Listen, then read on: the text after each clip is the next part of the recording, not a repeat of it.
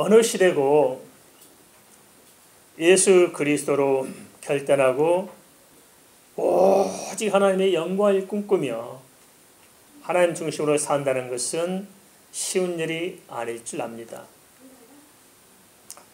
특히 마지막 때로 가면 갈수록 노아의 때나 소돔과 고모라 때처럼 영적인 환경은 갈수록 피폐해지고 갈수록 심각해져서 예수 믿고 살아가기가 정말 여러 가지로 어려워질 것입니다. 사회 문화, 사회 시스템, 사회 모든 환경 자체가 하나님을 섬기며 살아갈 수 있는 것과는 전혀 반대로 급속히 변화가 되기 때문에 그럴 것입니다. 영적인 도전은 두 가지로 생각할 수가 있습니다. 하나는 외부로부터 나에게 다가오는 것입니다. 핍박이 있을 수 있고 세상에 미혹이 있을 수 있고 그 핍박과 미혹 때문에 예수 믿고 살려고 하면 할수록 자꾸 고난이 물밀듯이 밀려오는 그런 상황이 있을 것입니다. 또 하나는 그러지 않더라도 인간인 내가 하나님 앞에서 은혜가 소멸되면은 내 속에 가라앉아 있던 이 제약된 부패한 근성이 자꾸만 물밀듯이 차고 올라와서 내 스스로 자꾸 세상의 미혹을 쫓게 만들고 세상과 타협하도록 만듭니다. 그래서 성도들에게 두 가지 시련이 우리에게 올 것인데 이 변화되는 환경, 소돔과 고모라 때처럼 그렇게 급속히 전락되는 이 환경에서 살아가면 살아갈수록 이 두 가지 문제가 현실적으로 우리 삶의 저변에 물밀듯이 밀려올 것입니다. 내 안에서 솟아오는 것들이 나를 거꾸로 때리거나 밖에서 오는 것이 나를 거꾸로 때리거나 이 두 가지가 동시에 오거나 어쨌든 간에 우리는 힘든 상황에 직면할 것입니다. 그럼 어느 쪽이 힘들까요? 외부에서 오는 환경이 나를 힘들게 할까요? 아니면 내 안에 있는 내 속에 있는 밑바탕에 있는 이 나의 죄성들이 나를 힘들게 할까요? 갈수록 사단이 발악을 하게 될 것입니다.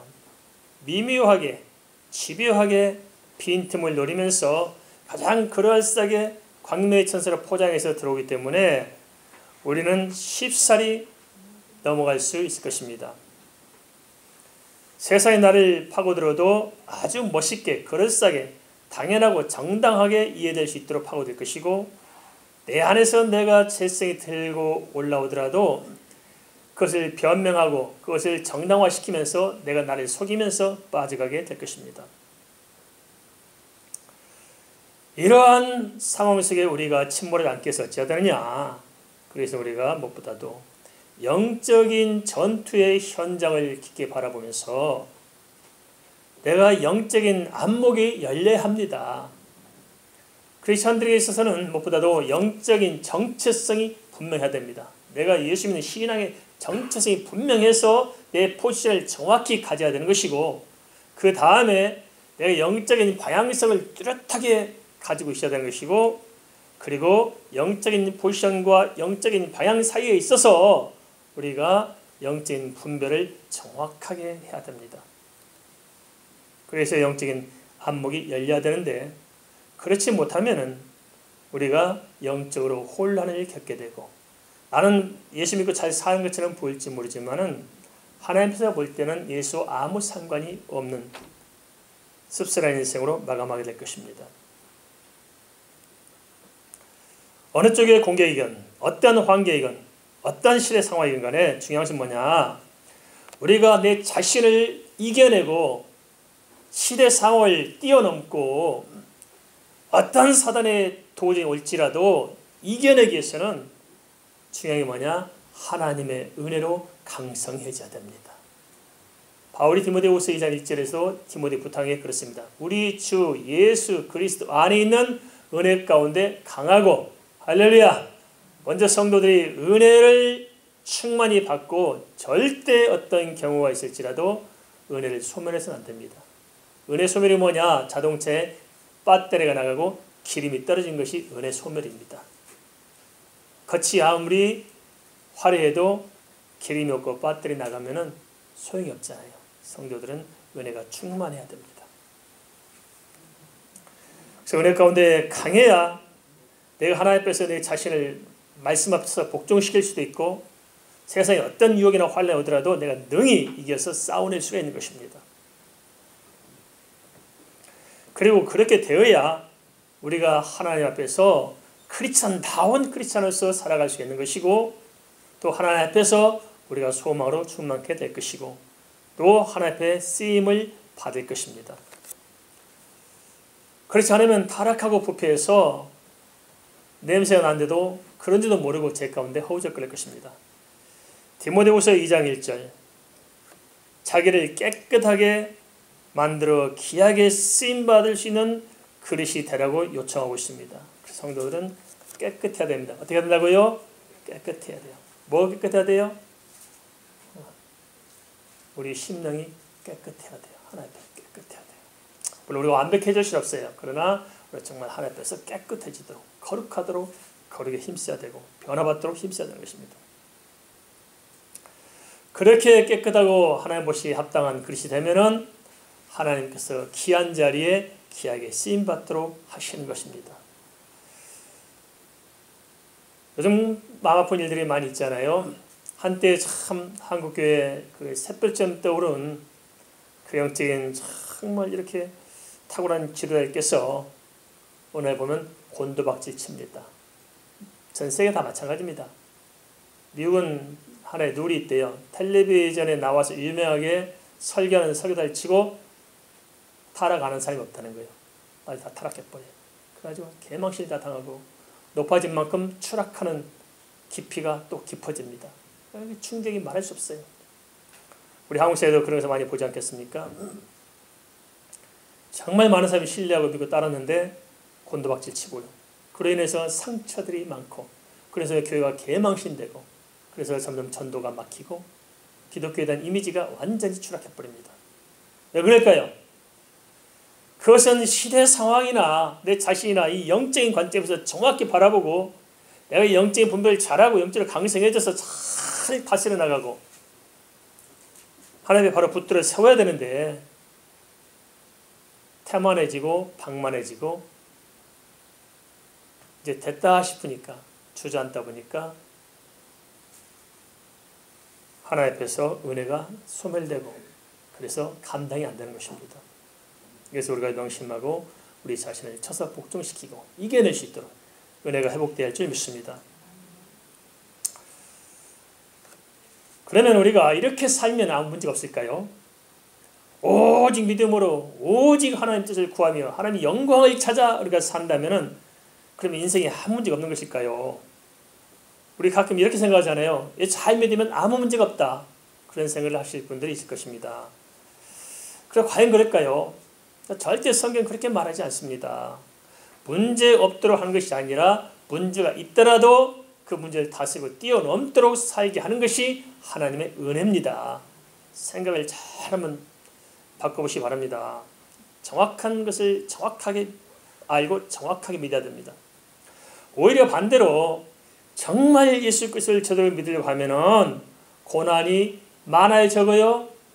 많아요. 고난이 더 많은 것입니다. 고난이 없어진 것이 아니고 많아진 거예요. 우리가 반대로 믿기 때문에 교회가 힘을 잃고 있고 세상에서 지탄을 받습니다.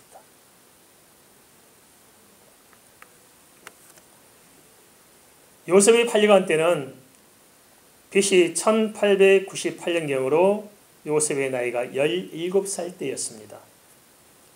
이후 13년간 종살이를 해야 했습니다.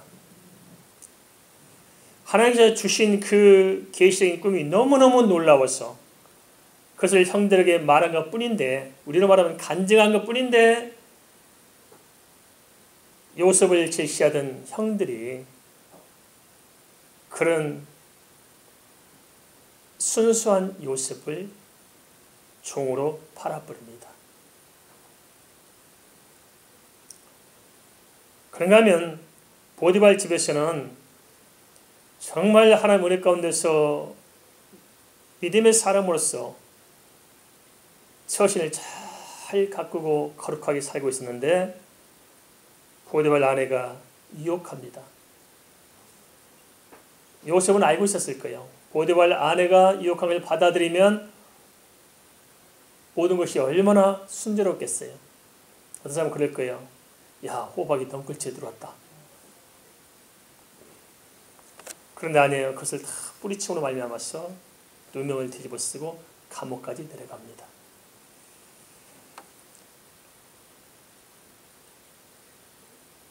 한데 성경인물들 가만 바라보세요. 성경인물들이 예수 잘 믿었던 사람들이 나오잖아요. 그분들이 만사가 형통했어요? 만사가 괴로웠어요? 뭐 이 땅에 잘 먹고 잘 살고 뭐 대단하고 뭐 빌딩 짓고 뭐 부자 되고 뭐 출세하고 성공하고 그랬습니까? 아니었어요. 삭개를 보더라도 재산의 절반을 다 가난한 자에게 나눠주고 내가 다른 사람들 속여서 빼앗은 게 있으면 4배나 갚겠나이다.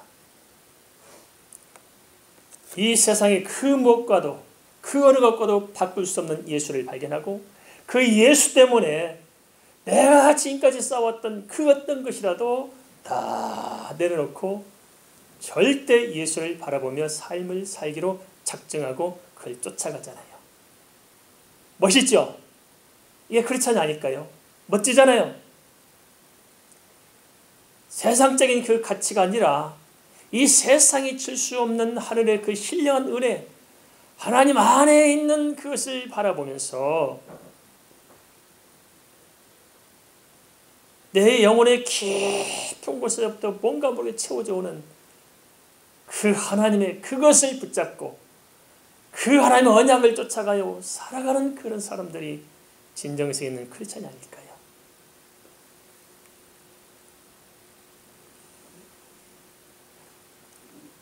오히려 열심히 잘 먹고 살려고 하면은 우리가 예전에 겪지 못했던 핍박이 다가올 수도 있을 것입니다. 그럼 뭐 때문에 교회 다녀야 되느냐? 겁난다 도대체. 신앙생활 잘하면 맨날 핍박에 당하고 오거나 눈이나 쓰고 맨날 쫓겨나 다니고 맨날 이렇게 참아만 주고 손해보는 게 막심하다 도대체. 아유 교회 다니지 말자. 그러나 자세해야 됩니다. 그렇지 않습니다.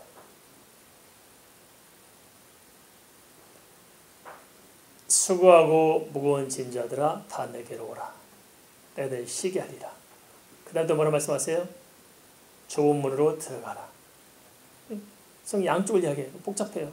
그런 보면 겉으로 보면 예수 믿고 사는 것이 좁은 문으로 들어가야 되고 복잡해요. 그죠?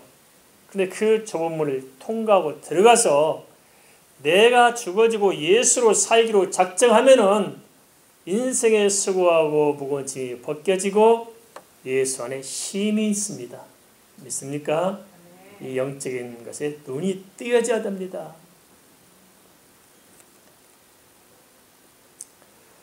그래서 우리가 예수 믿고 살기라면 겉으로 보기는 좁은 문처럼 보일지 모르지만은 그 안으로 깊숙이 들어가면은 뭐가 있느냐? 예수 그리스도의 은혜와 사랑과 소망과 하나님의 권세와 능력과 그 하나님의 풍성함이 나를 붙들고 계시기 때문에 껍데기는 초라해 보이는데 안에는 아름답고 풍성한 것입니다. 이게 예수 믿고 사는 삶의 특징입니다.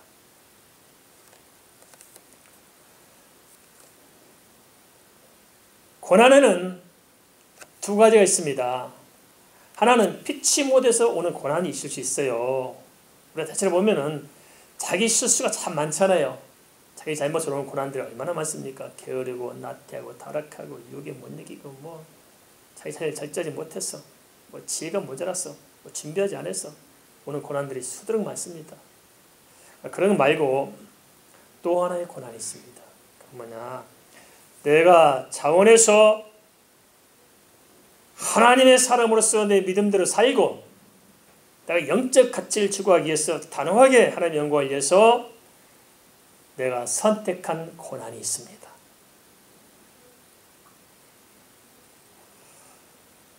근데 보세요. 누구의 고난이 많냐?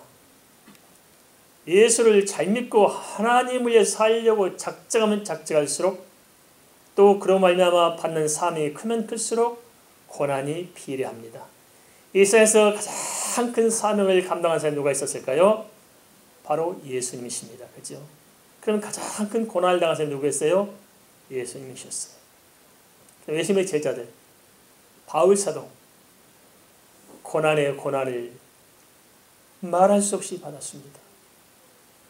예수님의 제자들, 생명을 내걸고 복음 전하다 순교로 세상을 마감합니다.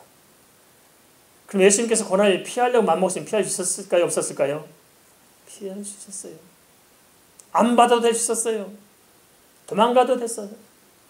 그런데 지금 뭐라 말씀하십니까? 기도하면서 아버지여, 이 잔을 내게서 거두어 주시옵소서. 그러나 내 뜻대로 마옵시고 아버지의 뜻대로 하옵소서. 그래서 주님께서는 선택해서 고난을 받았습니다.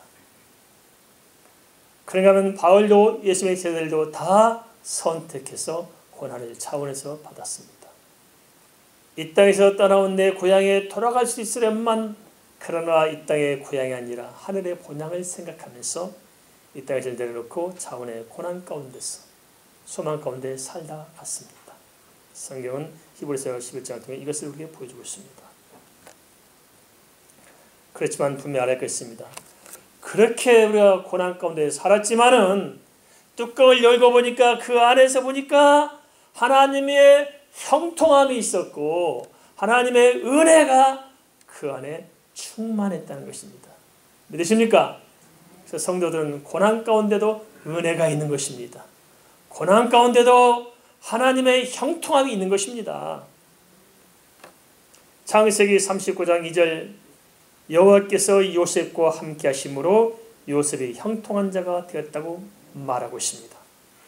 창세기 39장 4절 주인 보디발에게도 전폭적인 신뢰를 얻어서 어린 나이에 가장 총으로 발탁하게 됩니다.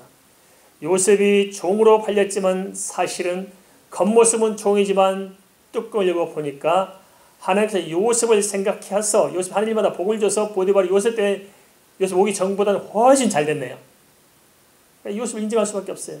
이 어린 요셉이 들어오면서부터 완전히 집안이 달라지고 살림새가 달라지고 완전히 달라졌어요. 그러니까 껍데기 신부는 종이지만 요셉에게 집안 사람을 다 맡겨서 종이 아니라 다스린 자로 살고 있잖아요.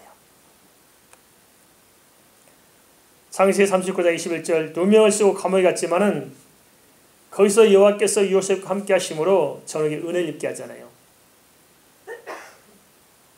그래서 요셉이 누명 쓰고 들어간 감옥에서 신부는 죄수지만 사실은 들어가서 모든 그 일들을 요셉이 다 담당하게 맡겨주고 전역이 완전히 맡겨놓고 묻지를 않았어요.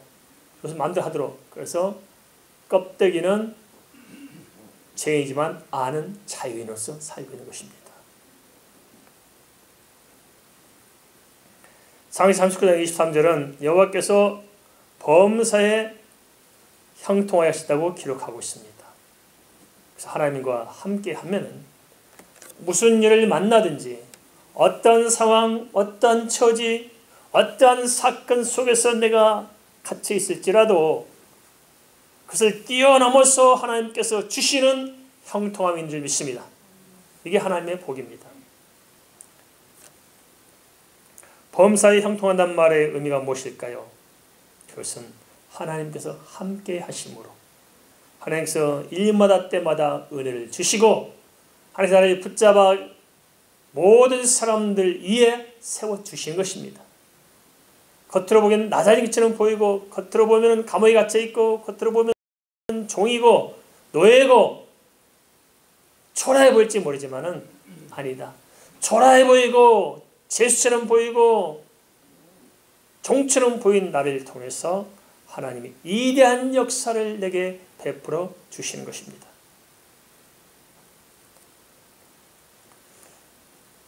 우리가 좀 가만히 살펴보세요. 세상 사는 사람들 가만히 주변 사람들 하나하나 이렇게 깊이 있게 한번 좀 이렇게 추도면밀하게 살펴보세요.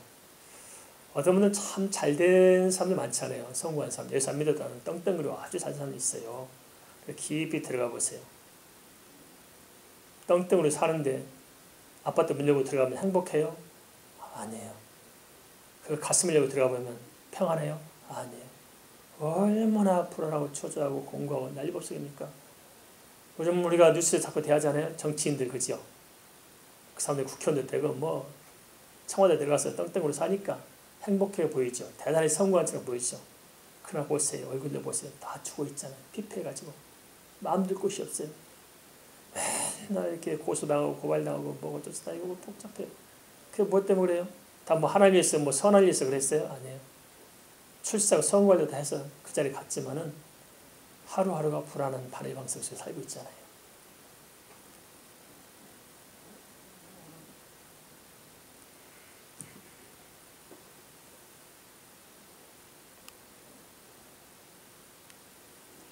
반면에 하나님 앞에서 이렇게 살아가는 사람들은 억울해 보이고 슬퍼 보이고 답답한 같이 보일지 모르지만은 안 그렇습니다.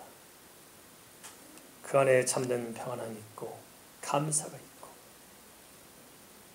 그 안에 참으로 하나님께서 역사하심이 있어서 낮은 곳에서 채워지는 하나님의 새 은혜를 보게 됩니다.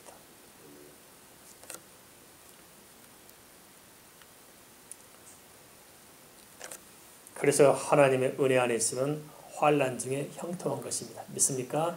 따라서입니다. 하나님의 은혜가 임하면 환난 중에 형통하다. 이게 하나님 하신 일입니다. 믿습니까? 환난 중에 형통한 거예요. 형들에게 팔린 것이 서글픈 일이었지만 그로 인해서 못살게 굴던 형들의 굴레에서 벗어났잖아요. 그래 보디발에게 종으로 팔렸지만 가정총무로 발탁되어 다스린 자가 되었잖아요. 억울하게 감옥에 갔지만 왕의 제수를 받은 곳이라 그 안에서 요셉이 저명 인사들을 상대로 공부하는 기회를 얻게 됩니다. 요셉이 17살에 팔려서 30살에 총리가 됐거든. 13년 동안. 그럼 감옥에 한 3년 있었고 나머지 10년 동안은 그렇게 보디발 집에서 살아온 거거든요. 그런데 요셉이 총리가 되면서 전무후무한 능력을 발휘합니다. 어떻게 그 젊은 총리가 그 애굽을 전체 살림살이를 맡아서 당시 시대의 중심인 그 애굽을 기가 막히게 다스려내잖아요. 정치, 경제, 사회, 문화 모든 면에 있어서 빈틈없이 얼마나 완벽하게 쓰면 왕이 요셉을 믿고 맡겨요. 네가 다 알아서 해라. 요셉아 네가 다 알아서 해라. 나는 골프 치러 갈 테니까 네가 좀 해라. 왜 말겠어요? 다 맡겨놨어요. 그럼 어떻게 요셉이 그랬을까요? 물론 요셉이 하나님 주신 그 지혜의 감동을 말미암아서 앞날을 내다볼 수 있는 예지력이 있었어요. 그래서 그걸 대책에 세웠지만 그렇다고 뭐 할 수 있어요? 안 그래요. 그 일을 받들어서 섬기려면은 인간적으로 갖춰진 식견이 있어야 할 거 아니겠어요. 능력을 키워야 할 거 아니겠어요. 근데 언제 했습니까? 그 감옥 안에서. 그 감옥은 왕의 제수들을 가두는 사람이었어요. 우리도 그런 게 많잖아요. 왕예배 하다가 맨날 기양실 했잖아요. 근데 그런 사람들 다 모아놓은 거예요. 좌정승, 우정승 뭐 다 이렇게 영의정 다 갖다 앉혀놓고 그런 사람들이 모인 곳입니다. 우리로 말하면 정치, 경제, 사회, 문화 뭐 각 분야의 최고의 어떤 지도자들만 딱 갖다 모아놓고 감옥 안에 모아놓은 거예요. 근데 하나님이 희한하죠. 그 잘난 사람들 다 놔두고 누가 그 사람들 관리해요? 요셉이 관리해요. 그 어린 요셉이 그들 이해 있는 거예요. 감옥 안에서. 이게 하나님 하신 일 아니겠습니까? 요셉은 감옥 안에 자유롭게 누구든지 만나는 거예요. 다니면서. 그래서 그 동안 요셉이 뭐 했겠어요? 이 사람들을 통해서 이것을 듣고 이 사람들의 저걸 듣고 이렇게 배우고 저렇게 배우면서 그 사람들과 교훈을 쌓고 단단한 인맥관리가 되고 단단한 식견을 배우고 통찰력을 얻고 아주 잘 구비하게 된 겁니다. 그래서 요셉이 30살에 탁 총리 되실 때 나무랄 틈이 없잖아요. 기가 막히게 일을 처리하잖아요. 이게 크리스찬이 같이 할 것이 아닐까요? 실력은 없는데 믿음만 좋아. 실력은 탄탄한데 믿음이 없어. 둘 다 문제지 않겠어요? 그렇죠? 영적인 능력과 더불어서 세상을 헤쳐나갈 수 있는 탄탄한 그것 역시 잘 겸비해야 됩니다. 하나님께서 잘 갖출 수 있도록 지혜를 주셔요. 잘 보세요. 하나님의 지혜를 따라다 보면 양쪽을 갖추게 되고 하나님께 인도하면서 잘 분별해 가다 보면 필요한 곳에 쓰임받도록 필요한 모든 것을 하나님께서 갖추게 하시지 대충대충 그러지 않습니다. 은혜 받으면 다 된다.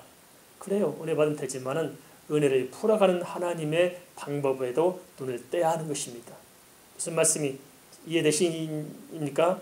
동의하시죠? 그렇게 해야 됩니다. 자식들 때 그렇게 길러야 되는 것이고요.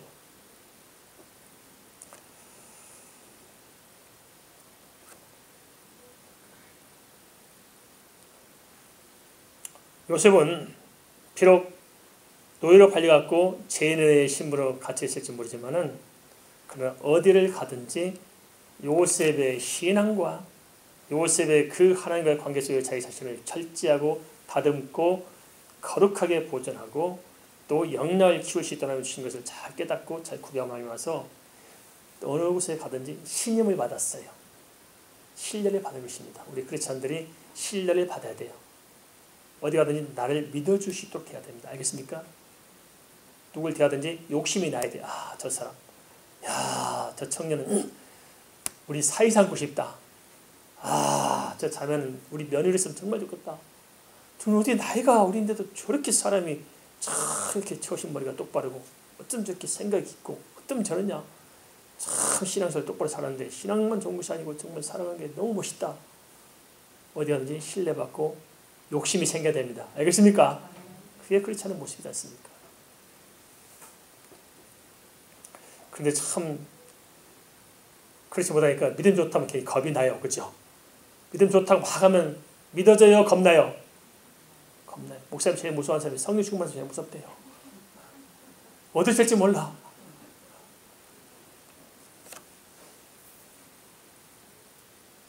가보면 참 하나님 하신 일은 역설적입니다.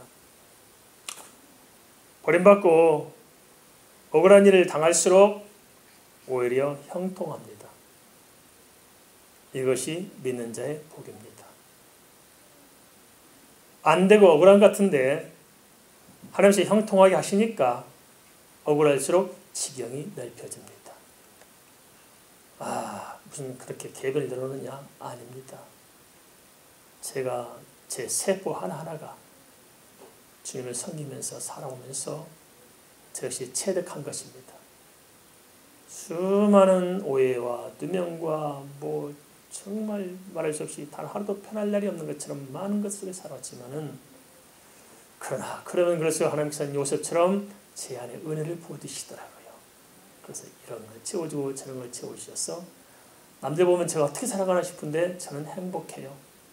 승리할 수 있고 또 하나님 앞에서 제가 부족함이 없습니다.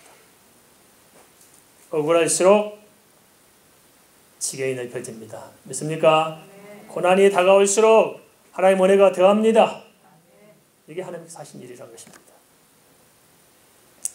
왜 그럴까요? 사람의 생각으로는 발 앞에 현실만 보며 낙심하고 절망할 수 있습니다. 그래서 우리 크리스천들은 주어진 인생 여정을 좀 더 멀리 보고 깊이 볼 줄 알아야 됩니다.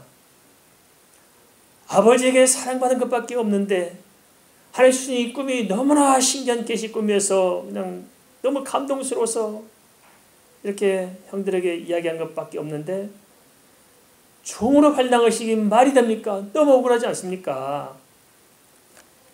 게다가 하나님 앞에서 정말 나를 거룩하게 지키고 주인에 대한 예를 지키고 정말 나 자신을 거룩하게 보존한 것밖에 없는데 누명 쓰고 감옥에 간다는 것이 이게 있을 수 있는 일이냐고요. 그렇지만 깊이 보면 아닙니다. 요셉에게는 하나님의 깊은 섭리가 있었습니다. 어떤 섭리였습니까? 아브라함이 했던 그 언약이 애굽의 430년간의 그 하나님의 계획이 누굴 통해 이루어져요? 요셉을 통해 이루어지는 것입니다. 어떻게 애굽으로 하나님께서 야곱의 족속으로 옮기실까요? 바로 이 요셉을 통해서 디딤돌을 놓아서 하나님의 언약 430년을 성취하도록 그렇게 만들어 놓는 이 하나님의 깊은 경륜을 우리 사람이 어찌다 헤아릴 수가 있을까요?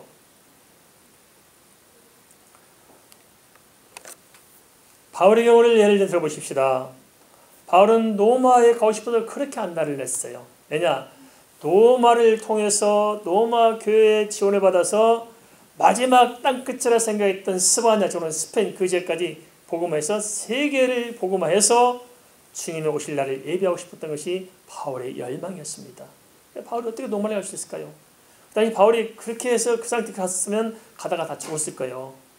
바울 못 죽이셔서 그냥 잠도 자고 먹지도 않고 하는 사람들이 한둘이 아니었습니다. 바울 죽이려고 인생을 그 사명처럼 착하고 쫓아다니는 사람들이 부지기셨잖아요. 어떻게 바울이 로마까지 안전히 갈 수 있었을까요? 하나님께서는 참 묘한 방법으로 바울을 이끌어 가시죠.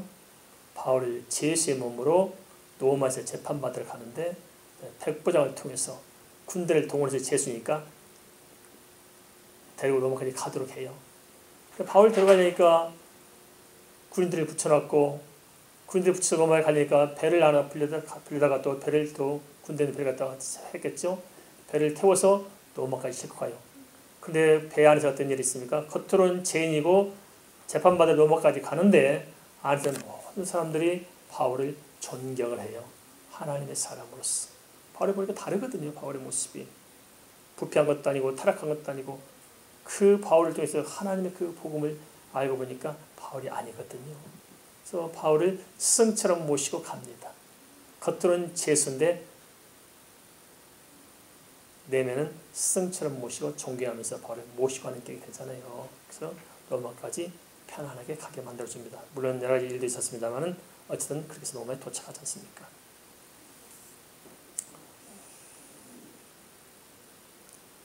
예수 믿고 오직 믿음으로 거룩하게 살려고 하면 할수록 오히려 더 큰 고난에 직면할 수도 있습니다. 그리고 마지막 시대로 가면 갈수록 이 영적 환경이 피폐해지고 심각해져서 미혹도 많아지고 세상의 환란도 많아지고 사단의 발악도 많아질 것입니다. 그래서 우리가 예수 믿는 사람들이 예수 믿고 살려고 하면 원치 않는 고난에 직면할 수도 있고 또 내 차원에서 받는 고난도 있을 것입니다. 그럴지라도 낙심하지 마시 바랍니다. 낙심하지 마시 바랍니다. 낙심하지 마십시다. 왜냐? 겉으로는 내가 세상에서 볼 때는 비참한 사람, 무명한 사람처럼 보일지 모르지만 너! 아니다. 하나님께서 붙잡고 계시는 것입니다. 살아계신 하나님이 나와 함께 하신 것입니다. 그 하나님의 놀라운 은혜와 섭리 가운데 내가 들어가 있는 것입니다. 두려워하지 마십시다. 비참할수록 존귀하게 만들 것입니다. 고난 가운데 있을수록 하나님의 평강이 나를 감쌀 것입니다. 로마서 8장 17절 우리가 그리스도와 함께 영광을 받기 위해서 그와 함께 고난도 받아야 하지 않느냐고 오히려 고난을 주문합니다. 우리가 사사와 고난을 자초하지는 못할지라도 최소한 우리가 예수 믿는 사람으로서 내게 주어진 이 예수 믿는 사람으로서 다가오는 모든 것들을 우리가 감사함으로 수용하고 두려워하지 마십시다. 왜냐? 그 고난 안에 주님이 나와 함께 하시며 주께서 요셉처럼 형통케 하실 것이기 때문에 그렇습니다. 그래서 우리는 무슨 일이 있든지 묵묵히 주님 앞에서 나를 거룩하게 붙들어 매고 믿음으로 살다 보면은 주께서 최선의 길로 인도해 주실 것입니다. 갈라디아서 6장 9절입니다. 우리가 선을 행하되 낙심하지 말지니 포기하지 아니하면 때가 이름에 거두리라. 아멘. 기도하겠습니다.